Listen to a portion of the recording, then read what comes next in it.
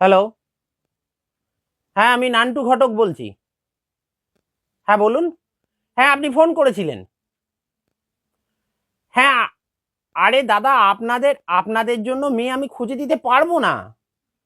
না না, আমি যতই বলি না কেন যে আমি বিশ্ববিখ্যাত ১ নম্বর লোক ঘটক হিসাবে, কিন্তু আপনাদের জন্য মেয়ে খুঁজে দিতে পারবো না।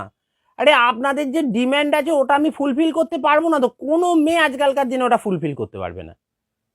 কি কিছু ডিম্যান্ড নেই? আপনারা বলেছেন আপনাদের খাট, বিছানা, আলমারি, টাকা পয়সা, সোনাদানা এসব লাগবে না, তাই তো? সেটা আমি জানি। কিন্তু আপনারা বলছেন যে আপনাদের জন্য এমন মেয়ে দেখে দিতে হবে যে মেয়ে বিয়ের পর আপনার ছেলেকে ধরে মারবে না। দাদা, ওইরাম মেয়ে এখন আমার হাতে নেই। আমি গ্যারেন্টি দিতেই পারবো না। না না, আপনার ছেলে একটু ভীতু, একটু লাজুক টাইপের, আমি বুঝতে পেরেছি। ওই সব ছেলের বিয়ে দেওয়ার কোনো দরকারই নেই এখনকার দিনের মেয়েরা। না দাদা, ও মেয়ে আমার হাতে নেই। না না, আমি পারবো না, আপনি যতই টাকা দিন। আরে দাদা, ১ লাখ টাকা কেন, আপনি ২ লাখ টাকা দিলেও আমি পারবো না ওই রকম মেয়ে দেখে দিতে।